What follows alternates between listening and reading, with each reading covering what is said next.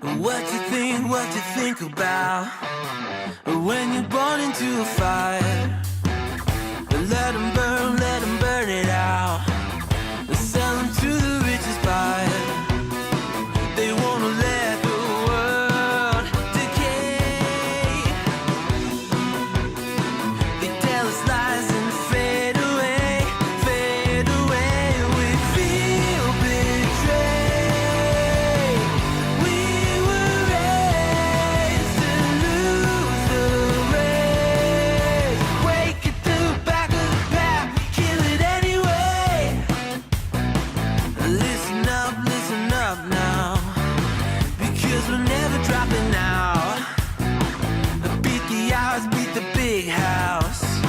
The brains are bigger than the doubt. We've been thinking for ourselves, never let the truth fade away.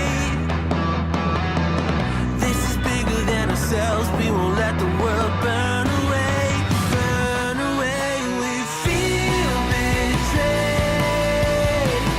We were raised to lose the race.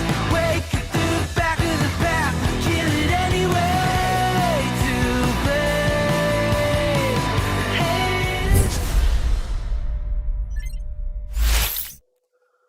What is good, YouTube? It's Monday. You know what that means. It's time for this week's WWE Raw preview. This is the Wrestling with Fans podcast, a pro wrestling podcast created by fans for fans from a fan's perspective. My name is Kyle, and welcome to this week's Raw preview show. Once again, WWE isn't really giving us anything to go off of. Got a short rundown of things to talk about. So let me just switch over to this here. Monday, 7:30 to 8 p.m. live streaming right here on YouTube for our WWE Raw preview. On Tuesdays at 8 p.m. Eastern until around 9 p.m. Eastern, it is the live recording of the Wrestling with Fans podcast. Then on Wednesdays from 7:30 to 8 p.m. right up until Dynamite and NXT, we're doing an AEW and NXT preview show. Then on Fridays at 7:30 p.m. till 8 p.m. right up until the start of SmackDown on Fox. One last house cleaning thing. If you're out there in YouTube land, make sure you give the video a thumbs up. Love to get those likes going. It helps the algorithm of the videos. And as you can see above my head, we are on the road to 50 subscribers. We are up to 32 right now. So if you haven't done so already, super click that subscribe button. Share the video with your friends. And we got DJ in the chat. What is up, DJ? So when Burn It Down played, I was screaming. I guess he's talking about SmackDown Friday. Or SmackDown or... I guess, yeah, he was on SmackDown this week. I forgot it was on SmackDown. The savior of SmackDown has returned. Maybe we can touch on that a little bit, considering that, again, there's not a lot to go off for the Raw preview this week. I've got the WWE email up in front of me, and it is pretty bleak. It is pretty bleak this week. But again, we're on the road to 50. So if you could share it with your friends across social media, get them to come in, check out the stream sometime, give us a subscribe. We'd really, really appreciate it. One last housekeeping thing before we dive into Monday Night Raw. There will be no live stream tomorrow. Tomorrow is the 1-year anniversary for myself and my girlfriend, Jennifer. So we're going to go out and have a nice dinner and spend the evening together. So no live stream tomorrow. Just a little programming note. I will probably record the show maybe Wednesday night or Thursday night. I'm not 100% sure what I'm going to do yet. Let's just say Thursday. Since I normally take Thursdays off, I'll record the show on Thursday and put it out on probably Friday or Saturday, the audio podcast. So, Facebook, Twitch, links to find the audio podcast, everything is in the video description down below. So make sure you check all of that good stuff out. Let's dive into it. Monday Night Raw. And we have two things. Once again, there are only two things on the docket for this week's edition of Monday Night Raw. WWE sent out their email at 4:18 p.m. Eastern Time. So roughly 3 hours ago, a little over 3 hours ago, they sent out their Monday Night Raw preview. We are getting The Miz TV with special guest WWE Champion Drew McIntyre. And the only match announced is a gauntlet match where the winner will enter the Elimination Chamber match last. And in this gauntlet match are all 6 participants for the Raw Elimination Chamber match for the WWE Championship, which includes WWE Champion Drew McIntyre, Sheamus, The Miz, Randy Orton, AJ Styles, and Jeff Hardy. So we're getting a gauntlet match. And then they've also announced that on Raw Talk, after Raw, exclusively on the WWE Network, they're going to have special guests Sheamus, Raw Women's Champion Asuka, and the United States Champion Bobby Lashley and MVP from the Hurt Business. That is all we get in this little email. There's not a lot to it, guys. It is pretty bleak. So what we'll do, kind of like we did last week and with SmackDown, we'll look at last week's Raw results and try to maybe predict a little bit as far as what we could see based off of last week's show. Now, another quick thing, NXT TakeOver, Vengeance Day last night was absolutely amazing. If you have not had the pleasure of checking out the TakeOver Vengeance Day show, I highly recommend it. It was a fire show. It was a fire show. Quick spoiler for anybody who hasn't seen it, my heart is completely broken right now that Adam Cole, Bebe, super kicked Kyle O'Reilly. Finn Balor successfully defended the NXT Championship against the Bruiserweight Pete Dunne in a killer match. Awesome match. Only for Danny Burch and Oney Lorcan to come out to beat up Finn after. And then the Undisputed Era made the save. The guys are all posing in the ring. They're doing the UE. Finn's getting ready to do the gun pointer hand, and then he gets super kicked right in the face by Adam Cole, Bebe. Kyle O'Reilly kind of gets in his face. Him and Finn have this mutual respect thing going on lately, which has been really good. And then Adam Cole, Bebe, super kicks Kyle O'Reilly and walks out, leaving Roddy Strong in the ring trying to assess what just went down. Bobby Fish wasn't there. He is out injured, unfortunately, right now. But, yeah, my heart was broken. This could be the end of the Undisputed Era. But on the bright side, it will make this week's NXT on Wednesday a must-see show. I'm really looking forward to it. So let's jump back in the time machine 7 days to last Monday, February 8th edition of Monday Night Raw. We can see what went down last week and try to maybe predict what we could get this week. Now we know we're getting the gauntlet match. Last week we had AJ Styles and Jeff Hardy open the show in a really good match. They're going to be involved in the gauntlet match.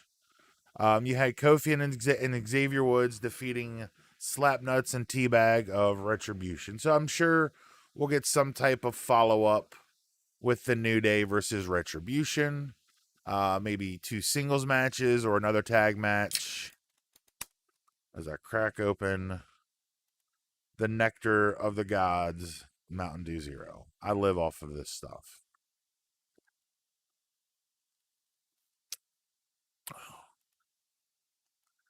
We also got Lacey Evans defeating Charlotte Flair via DQ. Lacey Evans is now the number one contender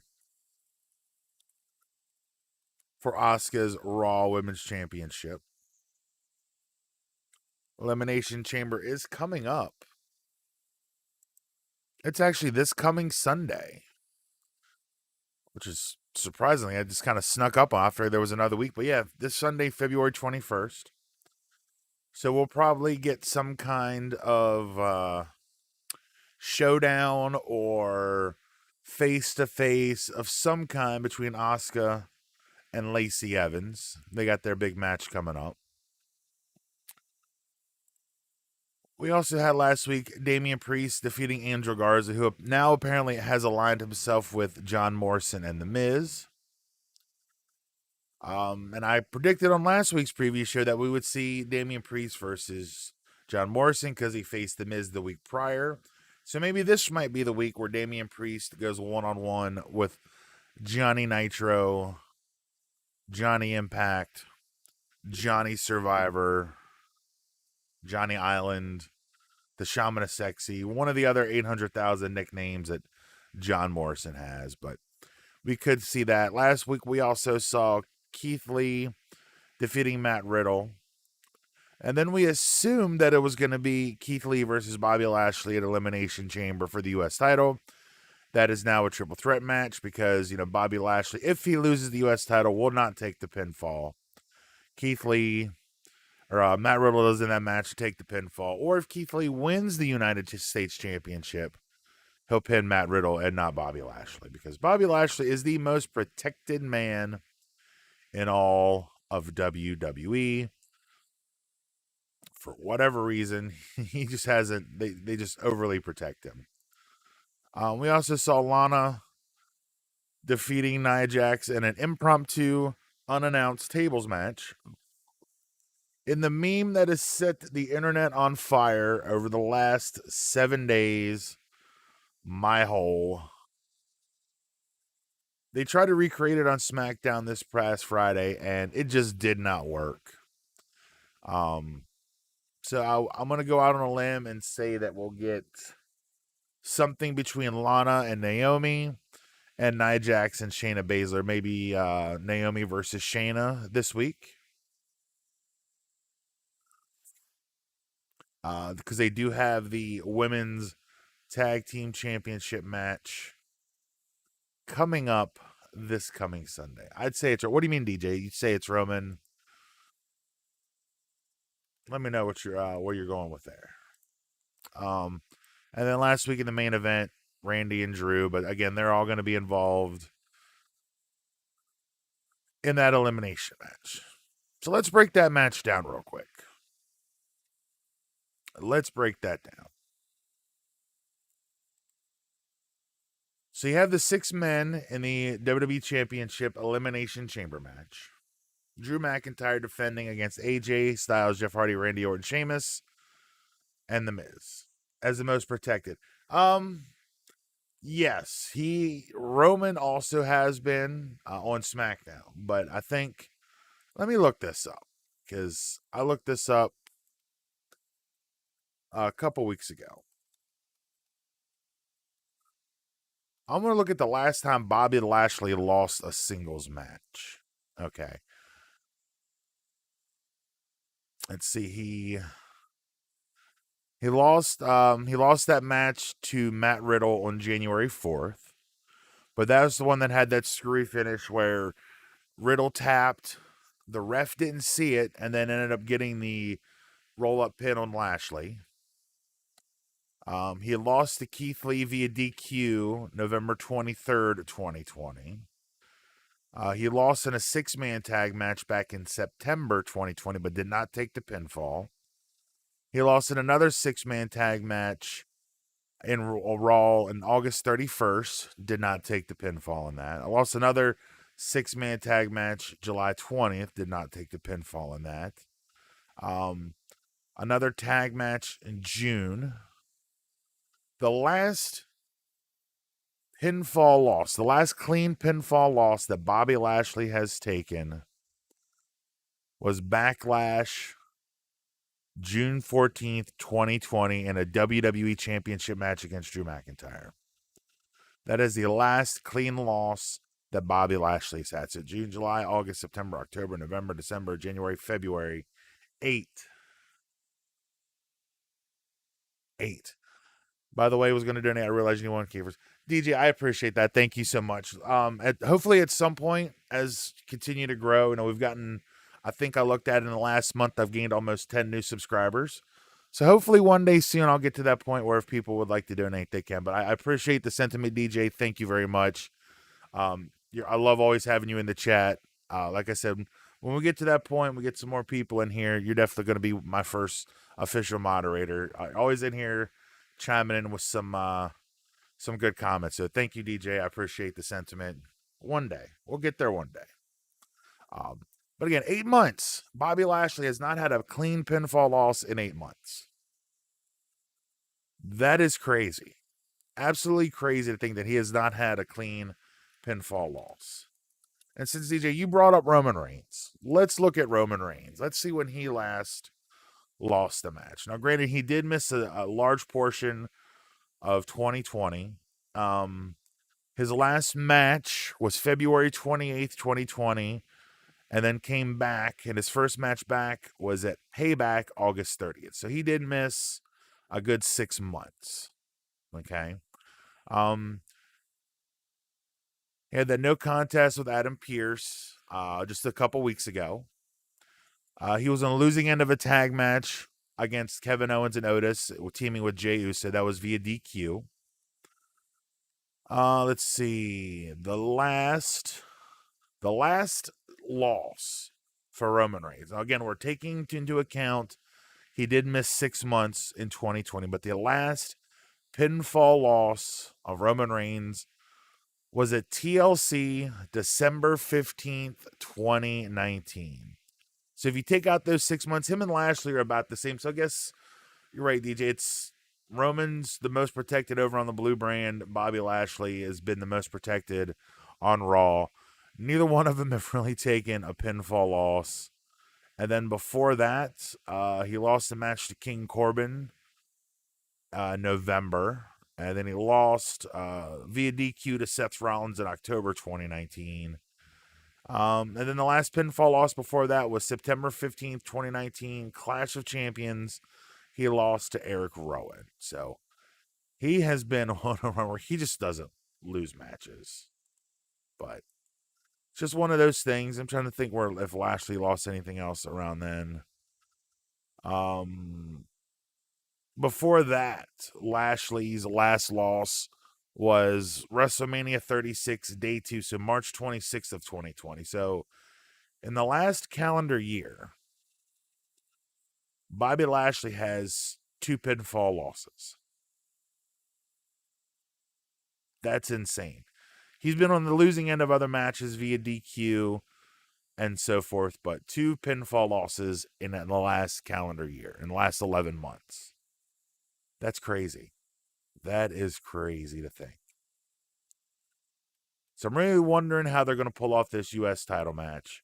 I'll break it down in more detail on this week's podcast. We'll do it on Thursday, 8 p.m. Eastern. Again, tomorrow's Jen and I's 1-year anniversary. A year ago tomorrow, we were chilling in Pittsburgh, Pennsylvania at a Pittsburgh Penguins game. This year, we're kind of stuck with the whole global bastard going around. But let's break down this gauntlet match tonight. Now, with the stipulation being that the winner gets to enter this Sunday's Elimination Chamber match last, I'm going to go ahead and go out on a limb and say that it's going to be a heel. Usually when you get these type of match stipulation advantages, it's better served to go to a heel. So right there, we can eliminate Drew getting that spot. We can eliminate Jeff Hardy getting that spot. And maybe AJ Styles. I think technically he's a heel, but I was listening to some clips from Wrestling Observer Radio, and they were saying they were interviewing somebody who's been on basically every single Thunderdome, and said that AJ in the last couple weeks is being portrayed as a babyface. DJ, he says probably Randy. I agree.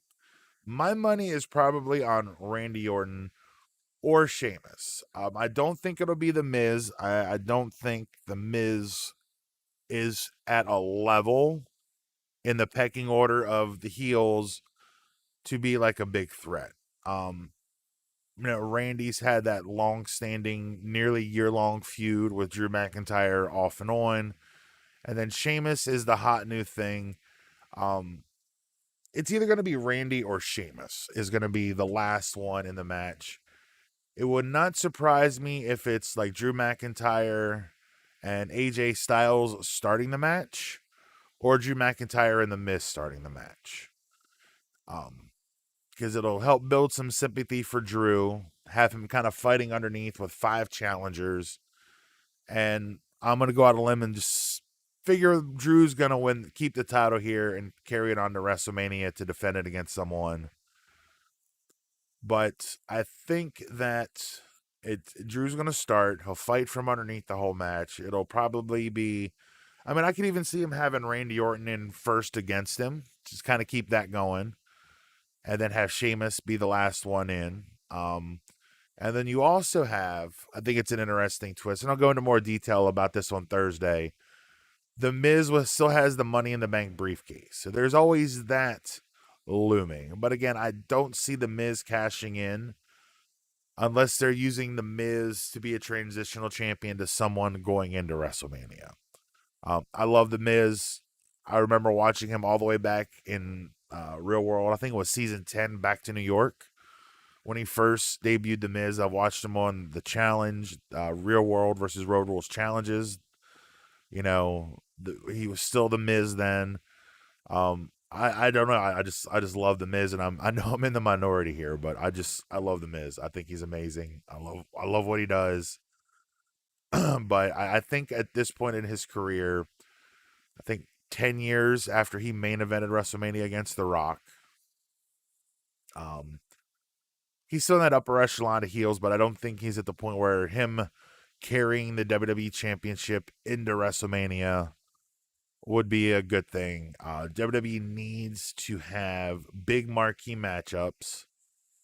Again, the rumor right now is Roman defending against Edge. That Edge probably next week, because he said he was going to wait till after Elimination Chamber, that we'll get that announcement from Edge that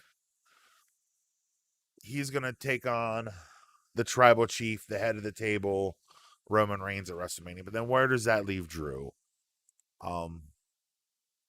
Sheamus just recently turned on him. They'll both be involved in the gauntlet match tonight. They're both going to be in Elimination Chamber.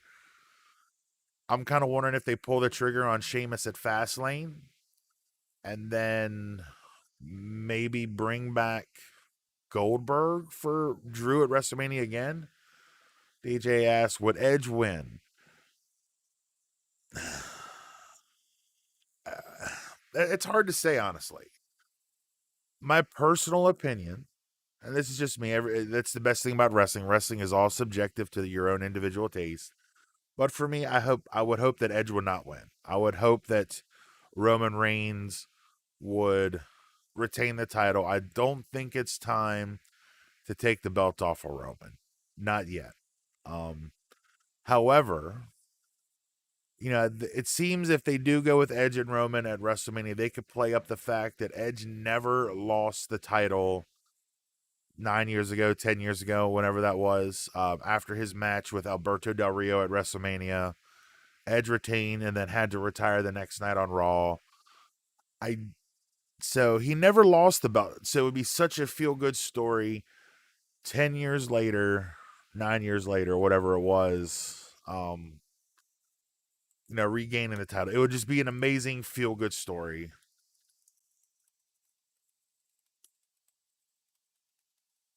Okay, that was WrestleMania 27. So that was 10 years ago now.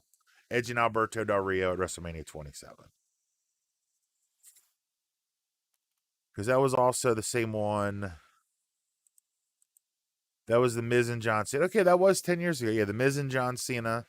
So the Miz headlined WrestleMania 10 years ago.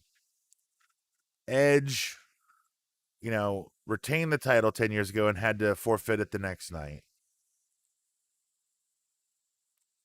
He just says if Roman loses, he's probably going to change because he won't be able to call himself head of the table. That is true. And that's another thing why I think it's better to keep Roman a heel. I think this new persona with Paul Heyman at his side is working. It's been a breath of fresh air for the Roman character. And he kind of had that John Cena syndrome where he was forced down everybody's throats. He was promoted as the guy, as the baby face, the face of the company. But the fans just didn't get behind him. And I think Roman has like an air of cockiness to him. Like almost this sense of entitlement, this smug nature. And I don't think that's who he is, because for all intents and purposes, he is one of the nicest, chillest dudes that's there. If you've seen the Last Ride docuseries, you just see the way he talks to The Undertaker, the way he respects The Undertaker. Joe Anoa'i just seems like one of the coolest dudes walking the face of the earth. But when he would come to the ring, I guess how he portrayed Roman up until recently, it just had this smug thing about it. And I don't know what it is, but I think it kind of turned off hardcore fans. Kids loved him. If you were at a live show and Roman Reigns was there, kids loved Roman Reigns. But the older male adult fans, the hardcore fans, just hated him. Kind of the way, John Cena was 10 years ago. John Cena was forced down our throats as the face of the company, Mr. Goody Two Shoes. But Cena just had this charisma about him where he just kind of brushed it off his shoulder and it fueled him. Roman doesn't have that thing. And I don't know, it's kind of hard to describe, but it's just something about him that just didn't seem to connect the way that John Cena did. And I got a cool Amazon alert here. I'm going to check this out. Oh, never mind. I got an Amazon alert on my phone. Lower price on the Bret Hart Goldberg 2-pack. The lower price is now $73. But I think if you go over to Ringside, let's see what it is on Ringside. I haven't done a figure video in a while in the YouTube channel. I think they're still running their Valentine's Day special, which it looks like they are. Let's see. They did have that on there. So let's see. The Bret Hart Goldberg 2-pack. I remember seeing it is $43.99 over on Ringside. It is on back order currently. DJ says here, it's going to happen eventually because I think it was their plan all along when they brought him back. I agree. He will eventually go back to being a babyface. But WWE has this thing about, I might want to put it on the USA Network because Raw is getting ready to start here in about a minute. They have this thing with, flip-flopping people left and right. Like the Big Show would have maybe like 15 or 20 face heel turns, within a year. So I hope they kind of stay the course with Roman. At least give it a good year. Wait till summer, Survivor Series, SummerSlam this year.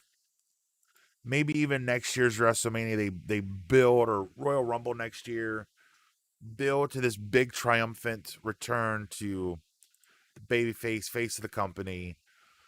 It will happen. And I think when it does happen, if WWE plays their cards right, they'll finally have Roman be the face of the company and be loved by everybody. And I think that's the issue. I think, if they do this heel run, because it happened with The Rock. We got Monday Night Raw getting ready to kick off, but I'll keep going here for a few more minutes. When the Rock first debuted, Survivor Series 95, 94, 95, 95, I think.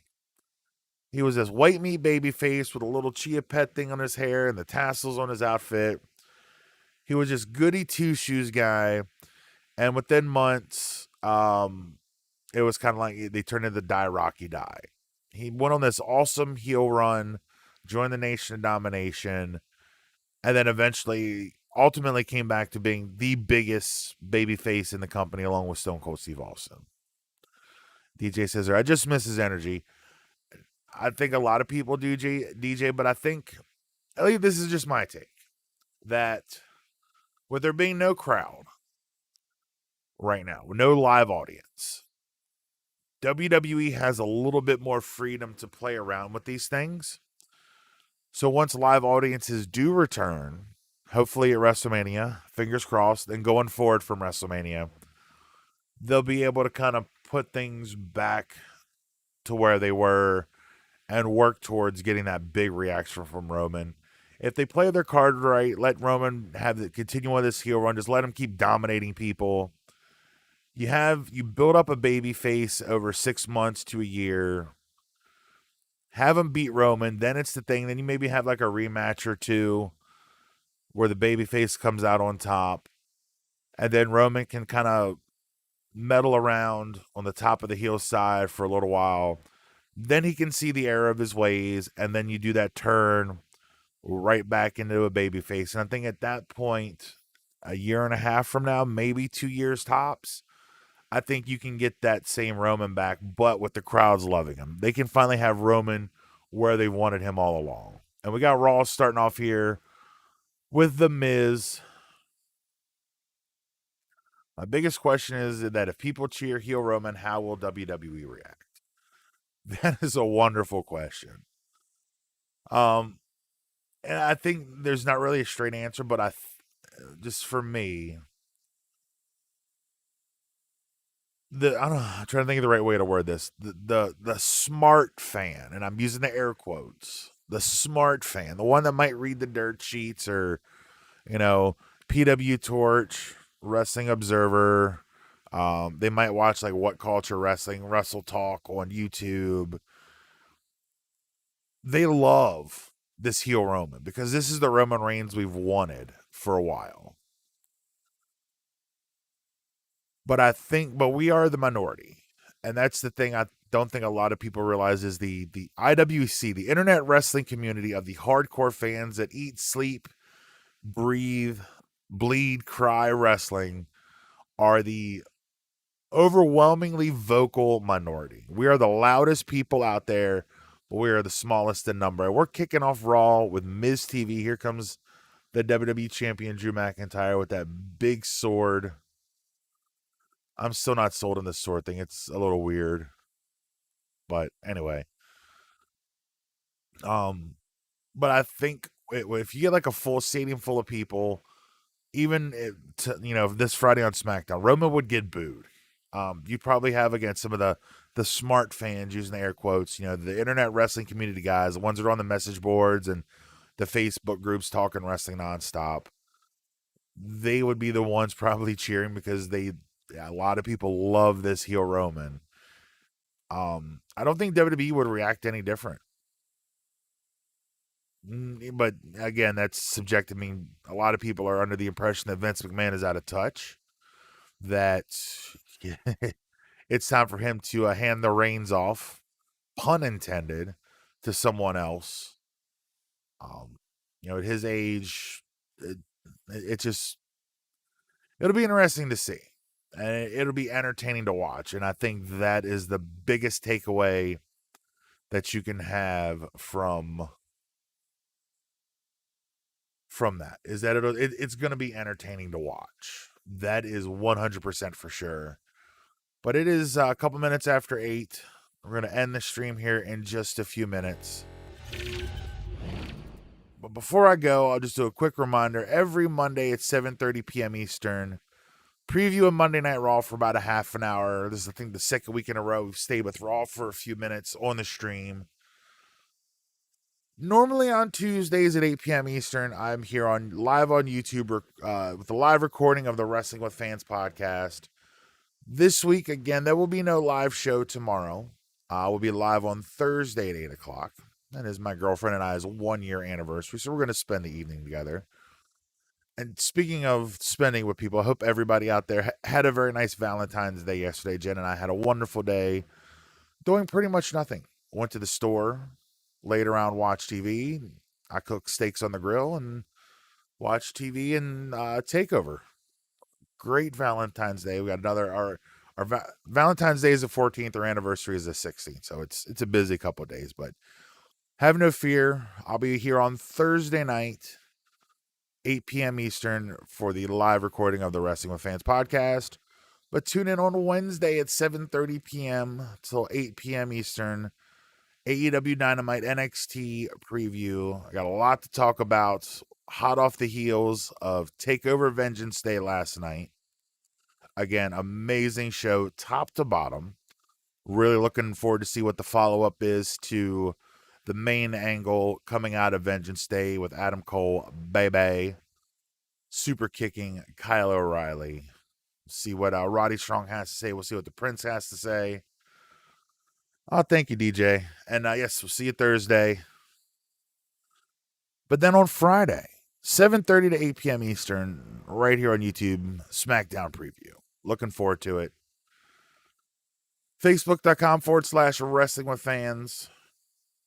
Twitch.tv/Wrestling with Fans. Go to WrestlingWithFans.com/shop if you want to get some merch. WWFshow@gmail.com is the email. Links to everything is down in the video description below.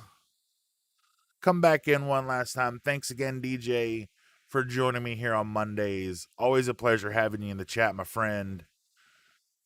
Again, we are on the road to 50 subs. The sub goal is right above me. We're going to keep it there till we hit 50. My goal is in the next 2 weeks to get to 50 subs. I'm grinding 4 nights a week here on YouTube, uploading videos. If you haven't checked it out already, got a brand new fig hunt. Did a little fig hunting this Valentine's Day weekend. Did find some cool stuff, including, I'll do a little preview here. Part of my Valentine's Day gift to Jen were these mystery Harry Potter wands. We both love Harry Potter, so I ended up getting Professor Lupin. She got the Elder Wand. Didn't find any. Well, I did find one wrestling figure. One wrestling figure I picked up. The Bray Wyatt Firefly Funhouse. Regular Bray Wyatt basic. And for all you Funko Pop guys and girls out there, I did pick up the zombified Hulk. If you haven't seen it, got the Hulk tattoo there on the arm with the Stan Lee autograph. Get a better camera angle there. Don't have my other camera set up, but Hulk and Stan Lee right there. And then for all you Star Wars fans, rest in peace, Cara Dune. Gina Carano gone from The Mandalorian. Won't get into the politics or semantics of it. Save those conversations for another time.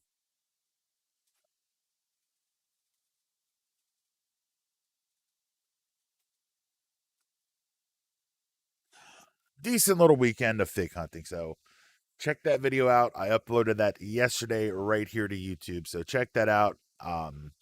Classy Freddy Blassie figure unboxing was uploaded on Thursday or Friday. So I got a couple new videos up this week. Got a couple more to do. I got some figures down here that you all have seen before that still need to be unboxed. I'm getting behind. But I did upgrade the display over there. If you're on Instagram, Wrestling with Fans podcast, you'll see our little blue logo that you see down here, like right down here. You can follow me on Instagram. I post some little clips and pictures of stuff of my wrestling figure collection. You can see some of it up here, but when we get to 50 subs, I'm going to do a full tour of the collection. Not just wrestling, but I've got a ton of Power Ranger stuff. I've got a ton of Funko Pops. They're all behind this white curtain. Here, I'll even give you a little preview. You can see my Funko Pop bookshelf. And then I've got over 200 Marvel Universe figures, not the Legends, but the little 3 3/4 inch Marvel Universe figures that, are around about 10 years ago. I've got over 200 of them. Got some on display there, some over in that corner. But we'll do a full tour at 50 subs. I've already started recording some of that stuff now that my display has been upgraded a little bit. But you can follow me on Instagram over there as well, Wrestling with Fans. So closing out the show here. We got Miz TV going. I'm a little behind. So thanks again, DJ, for joining me live. I will catch you guys on Wednesday for the AEW Dynamite NXT preview. But until then, my name is Kyle. Thank you all for watching. We'll see you next time right here on Wrestling with Fans.